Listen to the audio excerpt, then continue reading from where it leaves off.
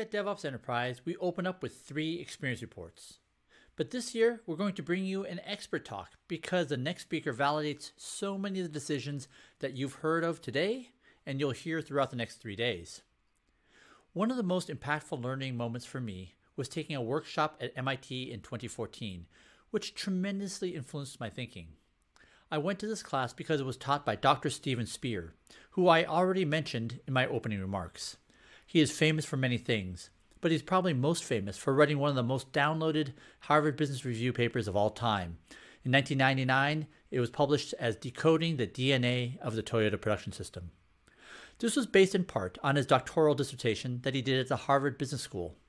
In support of that, he worked on the manufacturing plant floor of a Tier 1 Toyota supplier for 6 months. Since then, he's extended his work beyond just high repetition manufacturing to engine design at Pratt & Whitney, to the building of the safety culture at Alcoa, and how to make health care systems safe. Recently, he was part of a U.S. Navy initiative to create a high-velocity learning dynamic across all aspects of the enterprise. He has spoken at this conference 3 times, including that remarkable panel with Dr. Sidney Decker and Dr. Richard Cook. Steve is a person who introduced to me the term dynamic learning organizations, which is all about creating a culture of experimentation as opposed to a culture of compliance. So here's Steve, who will share one of the most remarkable historical examples of creating a rapid learning dynamic at enterprise scale. Thank you, Steve. June 1942 should have been a source of huge celebration for the Imperial Japan Navy. And why is that? Because December 1941 utterly stunk for the United States Navy. The Japanese Navy had attacked at Pearl Harbor, surprise attack, destroy Battleship Row, and immediately after that go on a wave of conquest through the Pacific. Guam, Bataan, Singapore, this place, that place. And June 42, this was going to be the coup de grace. The Japanese Navy was going to sail out from Japan out to Midway Island, start bombarding the heck out of that island, lure the U.S. Navy out of Pearl Harbor, and sneak attack them there and destroy the remainder of the U.S. force. This time the aircraft carriers, now that the battleships were still burning. Well, anyway, it didn't work out exactly that way for the Japanese. And then rather than June 42 being that momentous triumph, it actually turned to be pivotal. And after the defeat suffered at Midway Island by the Japanese Navy, they couldn't wage a meaningful offensive for the remainder of the war. Now, that's not to say that it was easy going for the U.S. Navy. Japan staged a brutal, bloody, prolonged, retreating defense, but it was retreating defense. And so you might ask yourself the question, so, with these great plans that were being cooked up and operationalized in June 1942, what went wrong and when did it go wrong?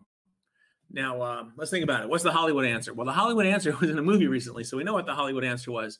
Late in the afternoon on the 4th of June, Commander Wade McCloskey, flying his airplane attack, came in, saw a break in the clouds, came through the clouds. As he's diving down, whoa, there's the Japanese flagship. He radios his compatriots to come and attack the same flagship, and he leads the attack, and it's decisive in the battle. Well, that's what Hollywood tells you. So here's the thing. On the left side of the screen, these 2 authors wrote this enormous book. It's a gigantic book, hundreds and hundreds of pages, detailing the Battle of Midway from the Japanese perspective. And you know that if someone sits down and writes a book which is 300, 400, 500 pages, an itty bitty little bit of type, they're not going to reach the same conclusion as Hollywood. So then you start reading through the book and say, oh, I wonder what they have to say. And in fact, at the almost end of the book, they say, hey, reader, you've just plowed through all this dense detail. When do you think the Japanese lost the Battle of Midway? And so, it's a trick question, right? It's like, it can't be possibly when Commander McCloskey saw the flagship. It's got to be earlier. You start thinking, well, when could it be? Could it be at noontime? Nah, it's too obvious. Early in the morning, too obvious. I got it. It had to be late in May when the Japanese Navy was late and discombobulated, leaving the harbors around Tokyo. And maybe, I don't know, what do you see? If you get discombobulated, you get recombobulated, whatever, get reorganized. That they didn't get reorganized around Midway by the 4th of June, and that was their undoing. So anyway, having flipped through all the way to the beginning of the book, you go to the back of the book again, And the authors, it's kind of funny, right? They go from this very sort of dry prose to almost slapstick. They say, hey, reader, I bet you went all the way to the start of the book and found May as when the Japanese Navy lost this because they got discombobulated. And guess what?